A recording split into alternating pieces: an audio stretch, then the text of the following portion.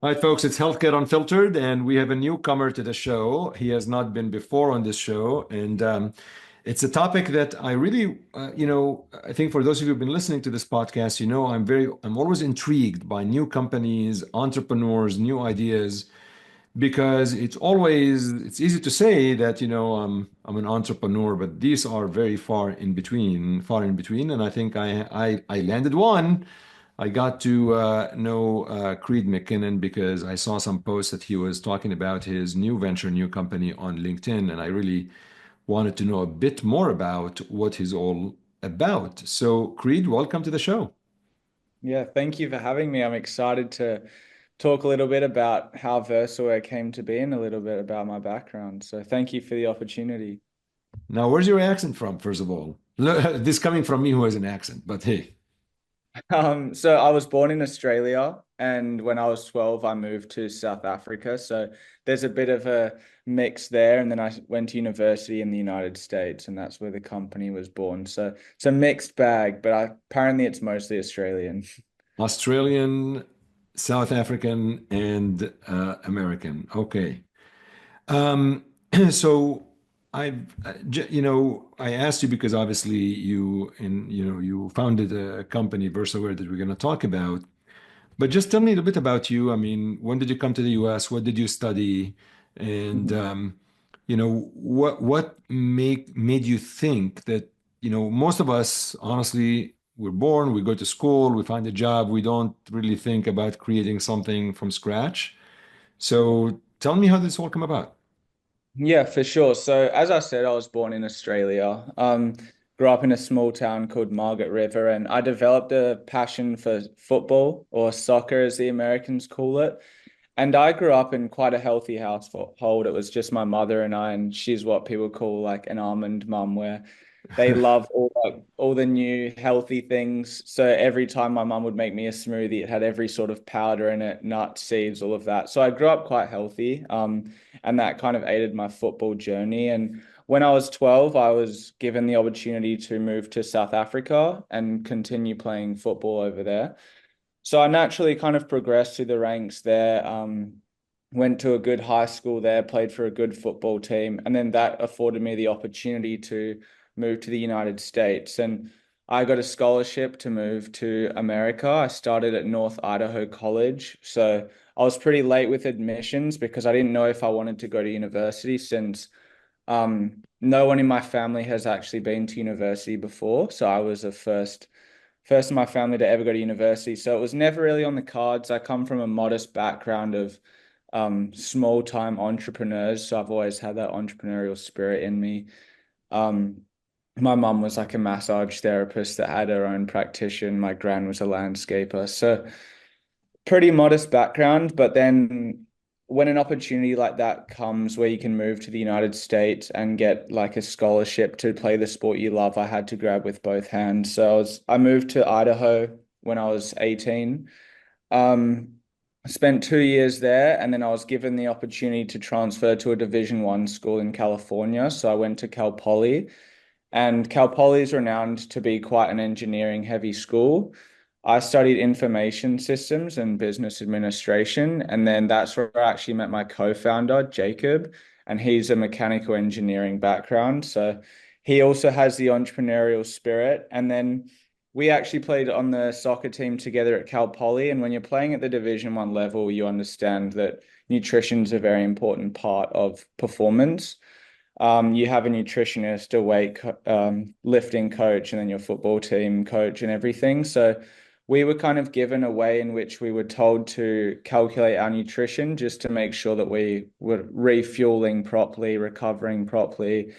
And the way in which we're told to do that was extremely difficult. We're given like the apps like MyFitnessPal and then a weight scale, and it was very difficult to use, insight overload and just time consuming and would declutter the kitchen. So that's when we kind of had the idea to start this company, VersaWare, where why not build all of that into one simple device, just to really streamline the process of understanding nutrition and tracking your nutrition. So So you were kind of, I always think that entrepreneurship or ideas come from a problem you face in your journey? Like kind of like, okay, you're doing something and you just keep getting this thing that you feel it's completely inefficient, inadequate, not right, and like, hey, why can't I fix it? So what was the thing that you were trying to fix? So it was nutrition tracking. And once we kind of did our market research, we found that 70% of people that download a nutrition tracking app abandon it within the first 2, 3 months. And then I think the stat is 80 million people have downloaded a nutrition app in the United States, which means there's an extremely high rate and need to understand your nutrition, but the high churn rate means that the solution's not good enough to solve the problem. And that gap was kind of what made us understand, like, hey, a lot of people out here have a similar problem where they want to understand what's going into their body, and the way in which we go about that isn't good enough. And that's why we had the idea of VersaWare. People also have all of the Apple Watches, Whoop, Aura Ring, where you're tracking all of your expenditure. So your calories burned, your sleep, your stress or steps or whatever, but nothing's tracking the in what's going into your body, which is the nutrition and fueling component. And that's the bit that we really wanted to start to look into. So I'm one of the 80 millions. Yeah. I don't know how you got this number, but I'm one of them. And I did download at some point MyFitnessPal. And you're right, I hated it. And I just within like first of all, I'm going to tell you what I hated about it. Because I'm curious to know from your market research, did you get to the reasons of the attrition rate from these apps? Like, for example, I hate the idea of entering all of the information manually in a way where I just felt it's too time consuming and I was really spending more time just to enter data and I wasn't getting really much back out of it. Plus, it wasn't easy to use. So the ease of use as well as the manual labor of entering so much information. So that leads me to, as you did the market research, what were the reasons you were seeing people not satisfied with the current availability of apps?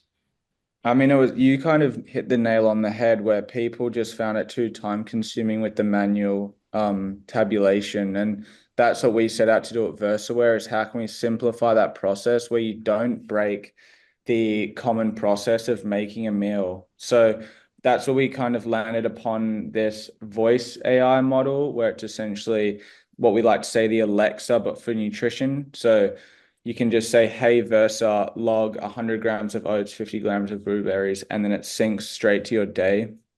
And then we also have like a chatbot feature where you can essentially, it's like texting a nutritionist what you're consuming or what you would like to get out of it, Mm. and it will give you all the answers. Because people really had a tough time searching for the ingredient, scrolling through the different metrics, finding the right ingredient, and then logging it and doing it multiple times for each ingredient. Where with VersaWare, you can essentially say it in a single sentence. I'm going to give you some ideas about this as I was thinking about this podcast, but that's for later. I want to take us a step back before we get into VersaWare. So you decide to form a company that is going to address this quote unquote unmet need that you identified in the market. So what do you usually do for that? Like, how do you actually? I know obviously you can form like the corporate part, but do you get funding? How difficult to get funding? Do you put your life savings in this and say, hey, it doesn't work, it doesn't work? Like, how do you get started? Take me through the first 6 months as this actually was happening.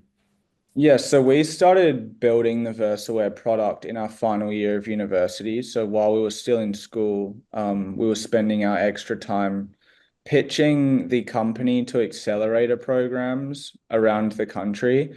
The common ones is like Y Combinator and those sort of ones. But we actually we got picked up by a few different ones, but we landed on one that was specific to what we needed, and it was based in Detroit, Michigan. My co-founder Jacob and I, we didn't have much money and we had no capital to really start it. We put all of the spare money we had into 3D printer filament. So when we were in our college bedroom, we were going to sleep to the humming of a 3D printer, just trying to show how this prototype can work. And then once it was good enough, we were able to create like little video demos, send it out to people. And when we graduated, we packed up the car and we moved from sunny California to Michigan. So it was actually quite a funny journey because, like I said, Jake and I, we didn't have much money, and it was a 4-day drive in total, 3 nights. And we actually had to pitch a tent along the way on the side of the road I because we think didn't that's have. what I saw on LinkedIn. I think that's the one that intrigued me. I think that is the picture. I'm like, wow, these guys are really committed. Yeah, we loved the journey. I mean, we were pitching a tent on the side of the road in Utah. Quite a funny story. We were just, cooking beans and rice by the fire and did that whole thing. Eventually made it to Michigan. We were sharing a 1 bedroom apartment. So Jacob and I were sharing a bed for 6 months in snowy Michigan. And then it was just about pitching. We had a pretty bare bones prototype that painted the picture, and we would go to pitch competitions, reach out to people. We didn't really have a network as well that was kind of just going to throw money at us. So So every you were pitching to these accelerator programs, right? Or no? well, once we got accepted into the accelerator program, that was our move to Michigan, and then they would put you forward to pitch competitions around the state. And so all the pitches was essentially to a cold audience. And yeah, we never really, it was always a fight to raise money, especially in the climate of the past few years. But we managed to raise a modest pre-seed round in 2022. And that then we then were able to build a stronger prototype where we showcased at CES in Las Vegas of January 2023.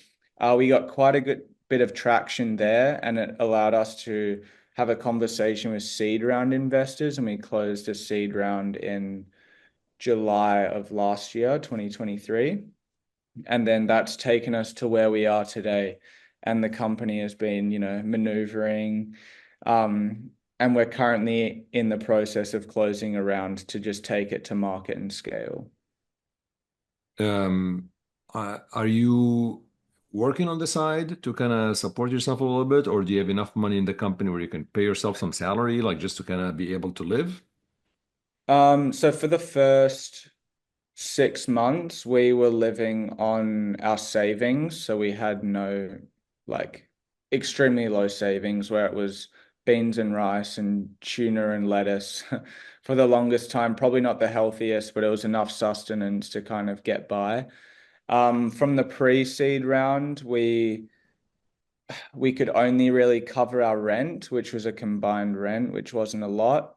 Still not eating much. And then when we raised our seed round, we were able to pay ourselves a little bit more. But because we are pre-revenue, around a few months after being able to pay ourselves, the founders decided to take a pay cut, as employees deserve to be paid first. How many So employees do you have? we have it's three full time, Okay. but then we have contractors on the side. Right. And it's you and Jacob, the two co-founders. Yeah. Okay. So we're gonna get into the product and the company, but before I do that, so the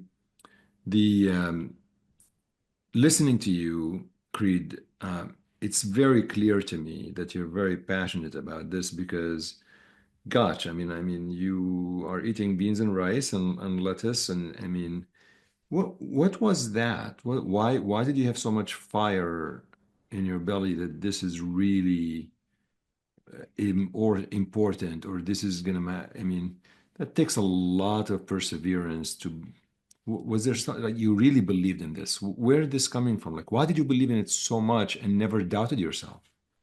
Yeah, I think just staying true to the vision of helping people. Like I've always, like, for instance, when I was in university, I was vegan for a year and I wrote like a vegan ebook to try help other people. And then I would do coaching calls to help people understand vegan nutrition. I'm not vegan anymore, but that was a phase. So I kind of had that innate drive to help people through nutrition. And then when the idea of VersaWare came about, I was like, this has a lot of potential to help a lot of people. Let's go for it. I do think sometimes we underestimate the amount of sacrifice and perseverance, but it's just part of our nature to keep going and Yeah. striving to help, because it's when you're working towards something bigger than yourself, um, you kind of Did have you this, did you ever think of quitting? no. No, No. I've never really quit in my entire life. We're going until we make this thing go to the Okay. moon. So I want to spend some time on VersaWare. So what the product that you have is basically automating or making it easier for me as a consumer to get the information about the meal I'm eating.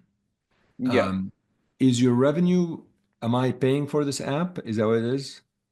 Yeah, so there's actually three revenue streams right now. So the one is the hardware piece. That is the smart cutting board, which we say the Electra of nutrition.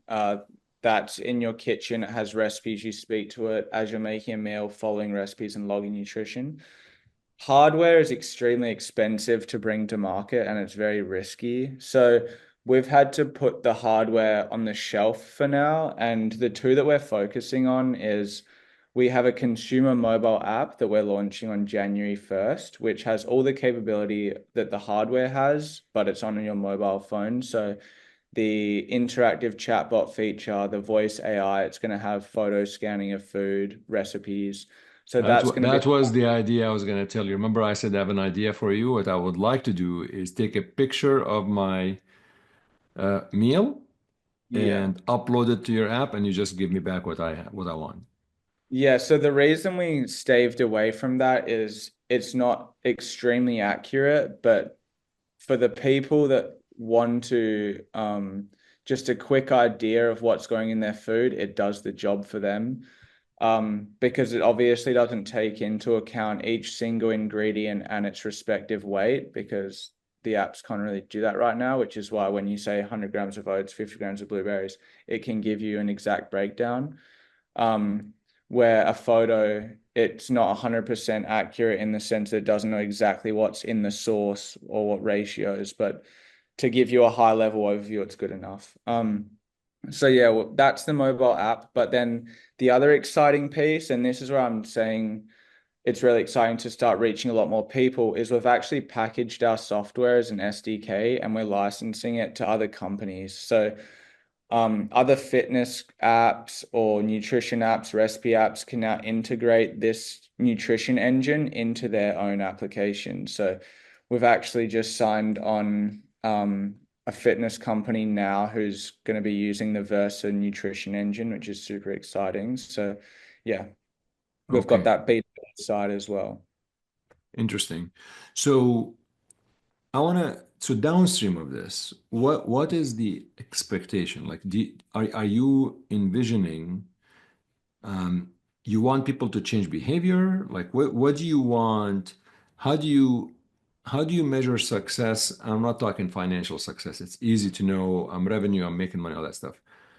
But is the thought process is by doing this, people are going to change behavior, and are you going to look at that? Are you going to follow this through by tracking whether nutritional behaviors are changing based on the information that educates folks about what they're consuming?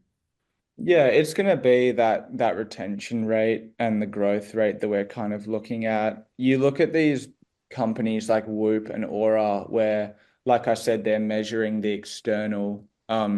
People wear those 24/7, they're tracking 24/7.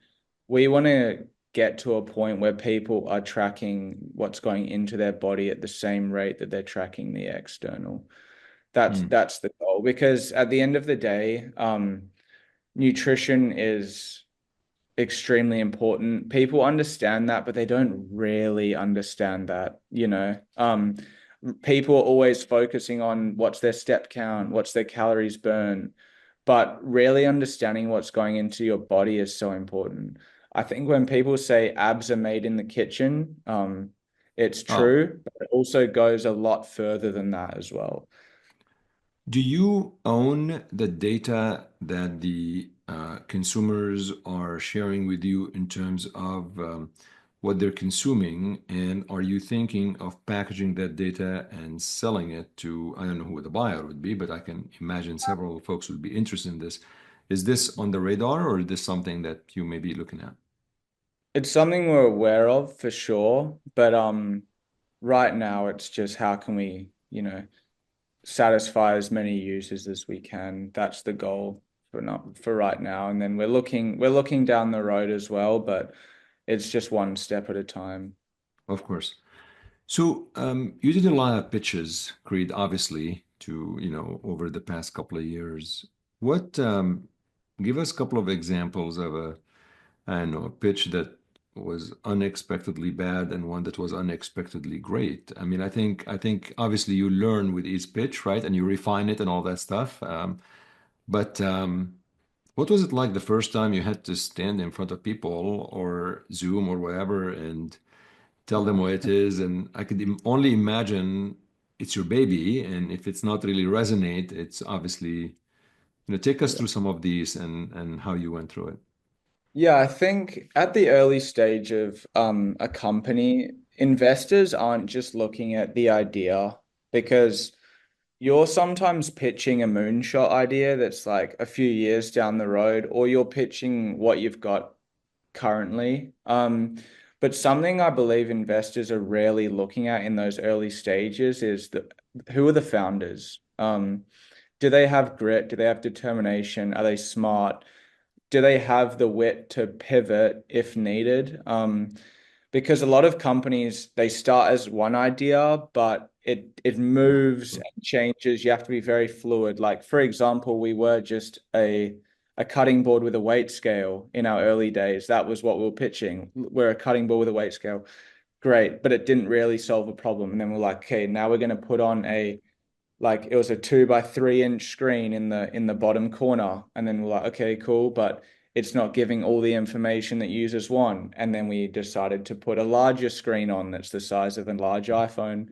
So you kind of and then you build in the voice recognition part, and you kind of start to develop the product. You have to be fluid. And then we're like, okay, a lot of investors are looking at the B2B side. So how can we package our software and go B2B as well? And I think that's been a really exciting part of VersaWare is we've been able to really just stay true to our core, but move in directions that require our attention. Um, yeah, no, I mean, absolutely. This is really key as you actually move forward. And is Shark Tank still a program? Have you thought about? I mean, I no idea if it's still actually playing, but did you like think about that? Is this like something we go in and meet those people, the sharks? Yeah, I think Shark Tank's always been a dream. My co-founder and I, we grew up watching that on separate sides of the world, and then when we were together, we would watch it. Um, I think it would just be a tremendous opportunity for the company. I would You love to do should. it. You should. Yeah, if the opportunity to arise, I think we'd grab it with both hands. I think it's probably have to apply for it. So how did you meet your co-founder and like is did you know each other or like did you just meet in the university and you kind of had the same idea? Yeah, so we were both on the football team together. Um, he was a mechanical engineer, I was business and information systems, and we both we loved football and all of that, but we also had this entrepreneurial spirit in us that was always pulling us towards having conversations about this business or the stock market or just ways in which like we could kind of, do something outside of football. We were both very understanding that football's probably not what is not sorry not what gonna not what's gonna take us to the level that we want to achieve and help the people we want to achieve. So when we kind of found a middle ground and we're like, okay, let's go all in on this idea, that was it. It was the 3D printing in the bedroom, spending all the extra dollars we could on 3D printing filament, doing our market research. Yeah, it's been amazing looking back, and then especially when we just had, the balls to go all in and drive across the country Yeah. with no money or no guarantee of like if we can pay our bills, but we just went for it. I think it's very rare to find someone who is willing to go through that journey with you. And like a lot of people like that safety net. We never had that safety net. It was, to the moon or bust. And I think just to be able to be on that journey with a co-founder it's truly special because it's a rare skill. I have to tell you though, Leo Messi would disagree with your statement that football will not make you rich. I mean, I just want to say out there that I I think wish there I are had I wish I had the skill that Messi had, but a couple of I'm people will. realistic. So, obviously you and co-founder had the same idea and everything, but as you progress in business, do you ever have not always aligned on the same view? Do you always feel, well, maybe we should do this? And he says, well, maybe we should do that. Um, I think it's normal. How do you resolve this? It's hard to believe that you always are in agreement. Hopefully, you're always in agreement 80% of the time. My question is, in this 20% of the time, when you're going back and forth and you may have diverging views, do you just sit down and hammer it out? How do you separate, I guess, business from friendship?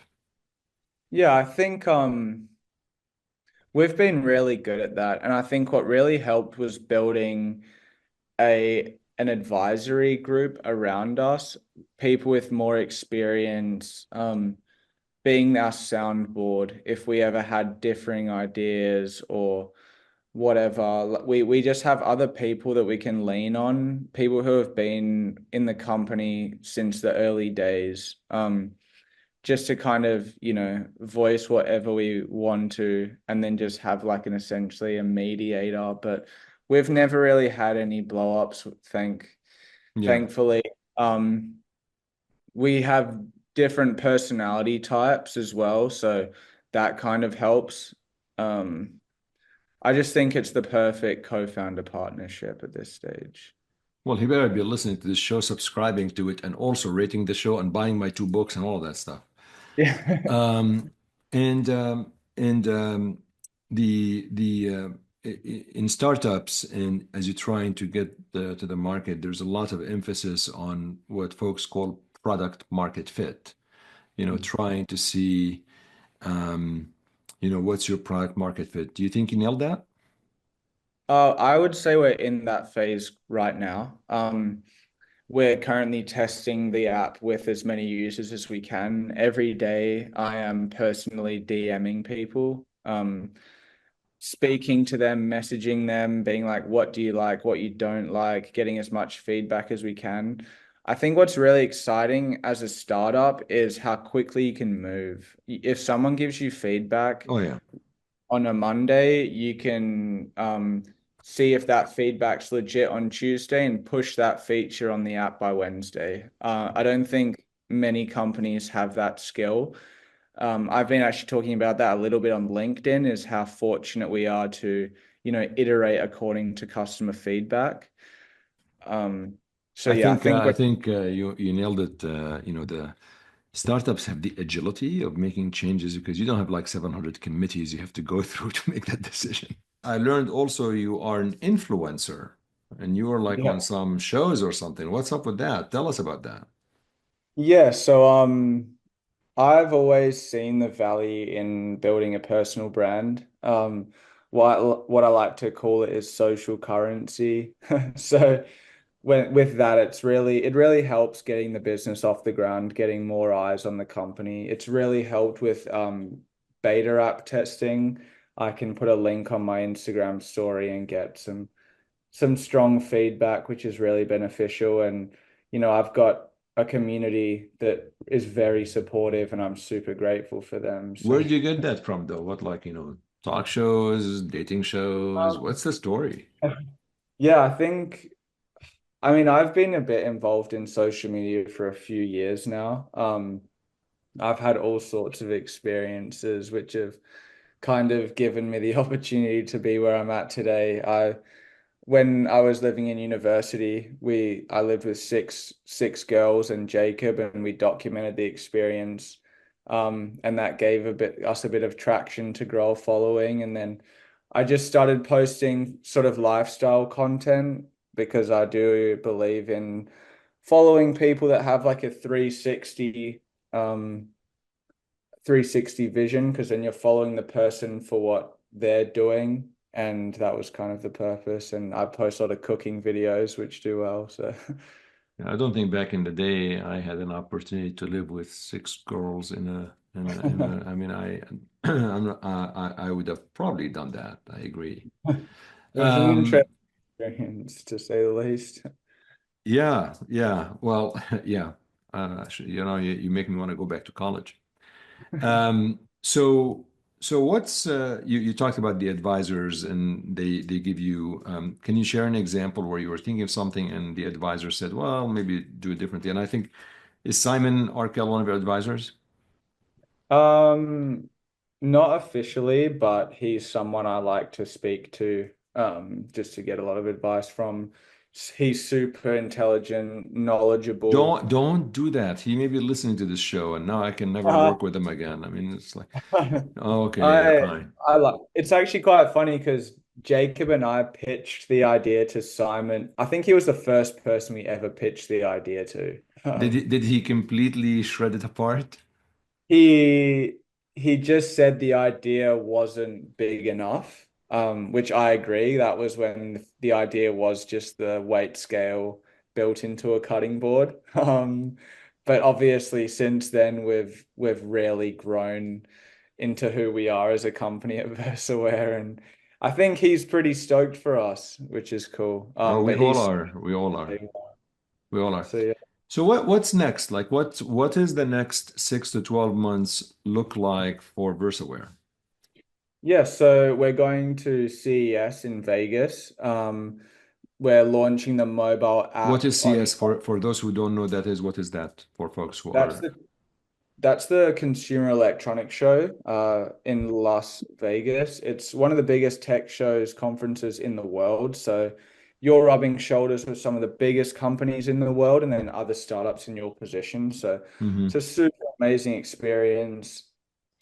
Thousands upon thousands of people. So you're meeting people from all walks of life. We'll be back there. We're going to be launching the mobile app on January 1st, so consumers have the ability to play with the company there, and then also just get our software into as many other companies as we can. We really just want to, build the number one nutrition engine in the world, give other fitness nutrition apps access to that so that they can help more people as well. Well, that's amazing. I hope I can have you back on the show as we see your progress. I've been really, like I said, I noticed you on LinkedIn. I enjoyed the posting, and I think we all are rooting for you. And there's no question in my mind after I talk to you, you're going to be extremely successful. You have the perseverance, the tenacity, and the vision. Is there anything else I should have asked you want to share with viewers or listeners that I may have completely overlooked or forgotten? Um, Not really. I think like you asked all the good questions. I would just say anyone looking to start a business, just go for it. You're not going to have all the knowledge and ideas on day one, but you learn so quickly. Like Jacob and I jumped into business during university, really. He was a mechanical engineer, I was business administration, but when you're a founder, you wear multiple hats, so you're learning so many different skills, whether it's in finance or product testing or marketing, or there was even a point where I had to do some of the front end engineering work for the GUI on the screens. You learn so much when you start your own company. There's a lot that you learn when you work for a bigger company as well, but yeah, if you ever have the itch to start something, go for it and don't look back. Is well worth the journey, as they say. It is well worth the journey. Creed McKinnon, the CEO, you're the CEO and the co-founder, right? No, I'm the co-founder and chief And growth officer. Jacob is the CEO. Yeah, All right, we'll give him that. It's fine. I think it's you both are obviously, working together. It's such a pleasure to get to know you and talk to you, and all the best of luck. I appreciate it. Thank you for the opportunity to speak, and yeah, excited to see the podcast continue to grow.